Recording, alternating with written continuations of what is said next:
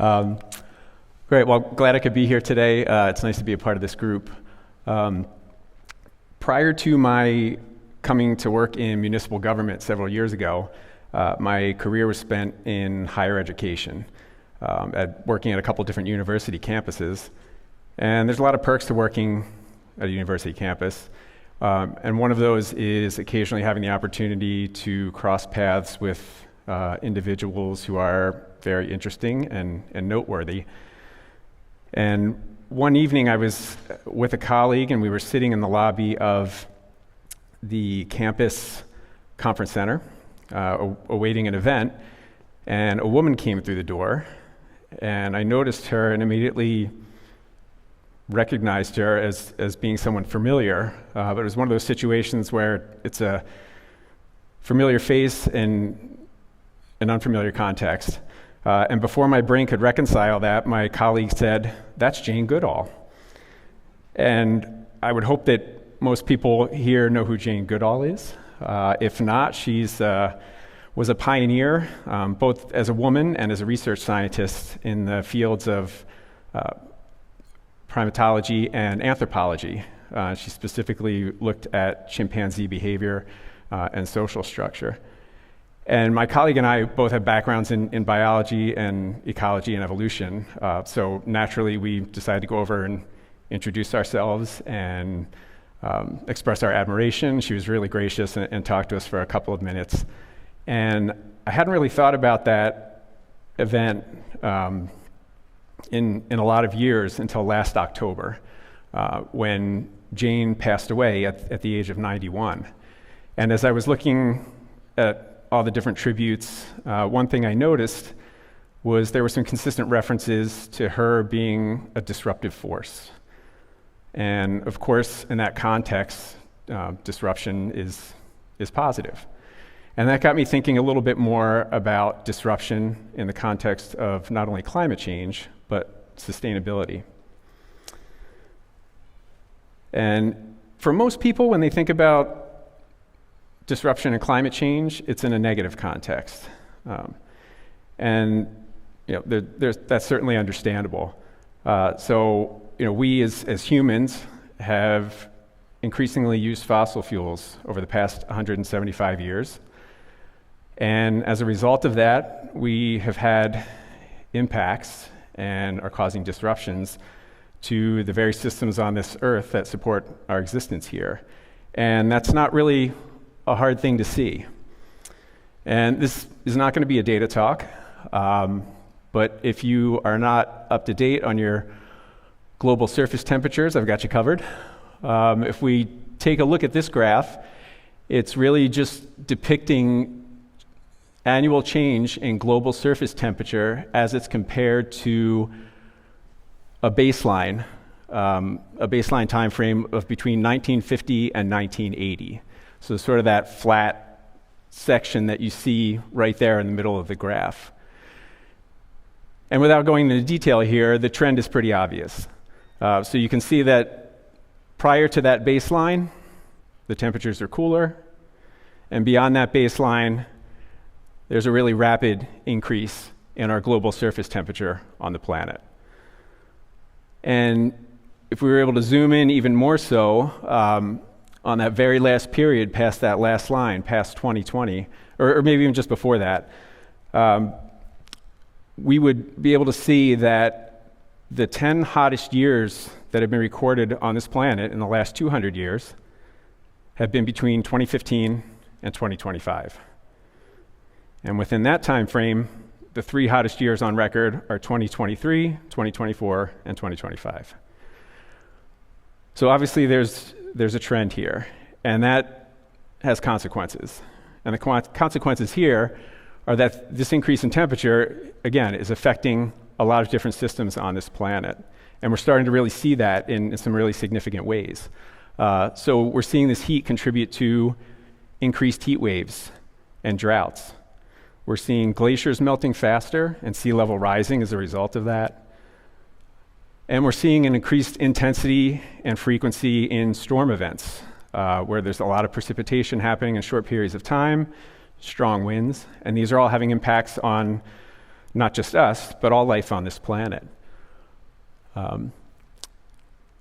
So it's kind of heavy to think about that, but I'm not here to bum you out. There's good news, and the good news is that we already know the strategy that we need to employ in order to try to address climate change and its impacts. And that strategy is more disruption. But more specifically, that strategy is constructive disruption. And I wish I could take credit for coining this term.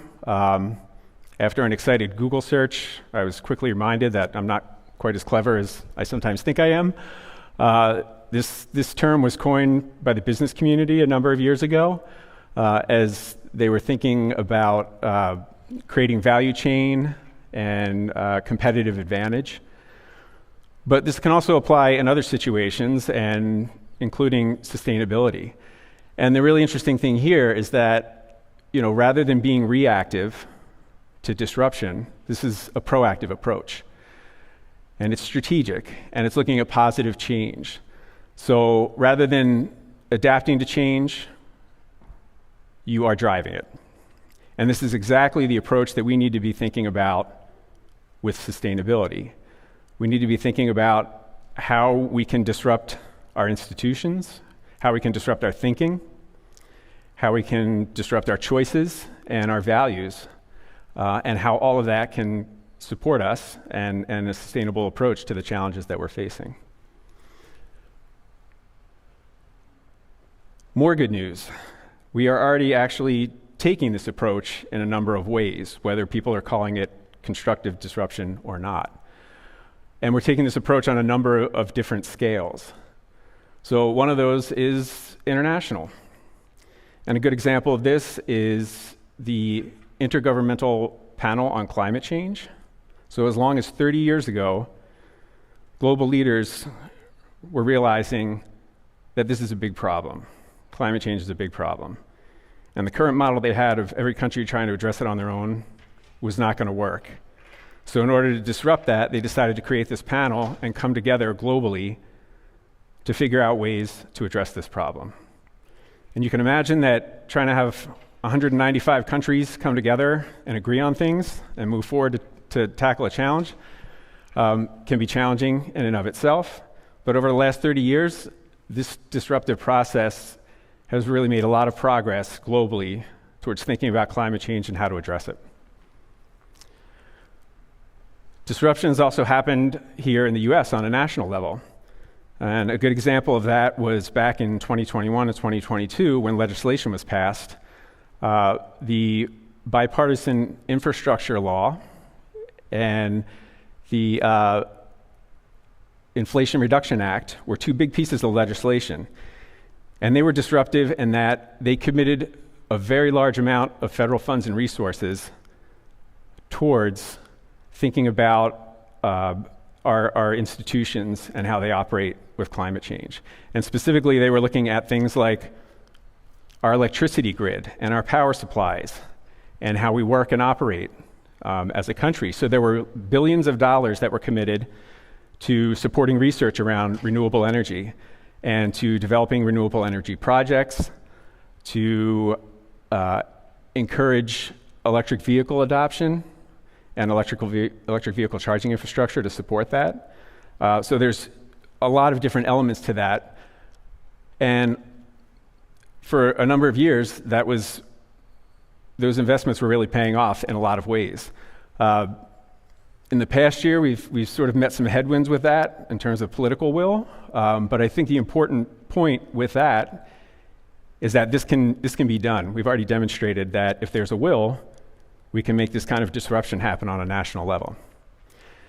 At the state level, also disruption. Massachusetts is typically held up right alongside California as being one of the progressive leaders in the country for responding to climate change and sustainability. As far back as 2010 in Massachusetts, the state was supporting the Green Communities program, which encouraged municipalities and their communities to be more energy efficient and they were providing resources to do that. That program still exists.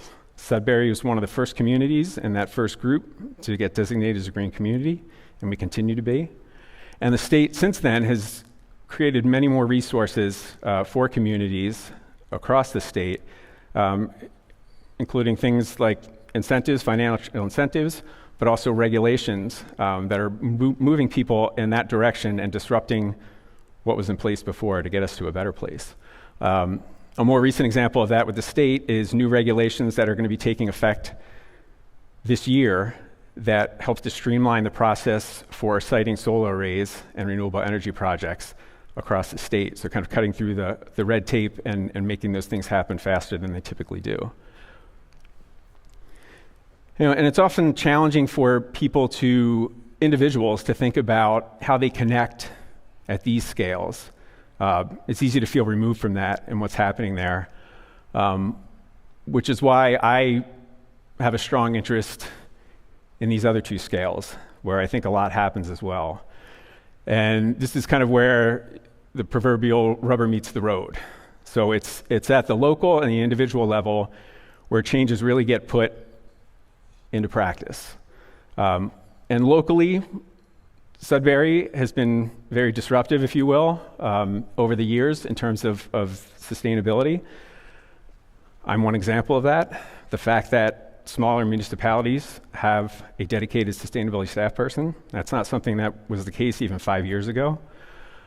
So somebody who's looking through that lens for the community and across the community in terms of addressing these things. And there's many different initiatives that have happened here in Sudbury. We've moved forward on a lot of different municipal solar arrays to help offset our energy use. We are currently doing a climate change vulnerability assessment to look at how climate change is expected to impact us as a community in the future and how we can prepare for that. We've put in municipal EV chargers for people to more easily charge their electric vehicles. We're developing a climate resilience coaching program where property owners can have a coach come in and look at their property and help them assess the vulnerability of their property to different climate hazards. So there's a lot that happens on the local level. And then on the individual level, there is many, many, many things that individuals can do to also disrupt, if you will. And I won't go into a lot of details about those specific actions because those can be found in a lot of places. But one thing I will say to those of you who are younger and considering what your career paths might be is to know that in recent years, regardless of where your interests lie for a career, there are opportunities to connect to sustainability. So whether it's law or medicine or engineering or technology or public health or whatever it might be, there are ways to pursue what you want to pursue and also connect to this larger challenge of constructive disruption and being able to support sustainability. So if I haven't inspired you at all to this point, then maybe Jane will. Later in her career, when she was moving away more from field research, Jane really became a champion of conservation, wildlife conservation, environmental conservation. She spent a lot of time writing books and doing a lot of talking tours and really trying to inspire people at the individual level. So I just wanted to share this quote with you as something to think about when you leave in terms of people's individual contributions and the possibility for that. And if nothing else, I'll leave you with a question, and I ask you to consider that as you maybe leave here today and think about this is, how can I disrupt? Thank you.